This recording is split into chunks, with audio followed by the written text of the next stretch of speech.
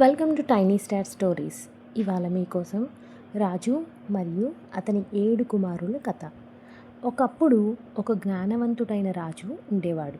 అతనికి 7 మంది కుమారులు ఉండేవారు. రాజు తన కుమారులను చాలా ప్రేమించేవాడు. కానీ వారు ఎప్పుడూ ఒకరితో ఒకరు తగాదాలు పడుతూ ఉండేవారు. ప్రతి ఒక్కరూ తానే గొప్పవాడని భావించేవాడు. ఇది చూసి రాజు చాలా బాధపడేవాడు. తన కుమారులకు ఐక్యత యొక్క విలువ నేర్పాలని అనుకున్నాడు. ఒకరోజు రాజు అనారోగ్యంగా పడ్డాడు. అతను తన కుమారులందరినీ దగ్గరకు పిలిచాడు. అతను 7 కట్టెలను ఒక కట్టగా కట్టించి వారికి ఇచ్చి, ఈ కట్టెను విరగదీయండి అని చెప్పాడు. ప్రతి కుమారుడు ఎంతో శక్తితో ప్రయత్నించాడు.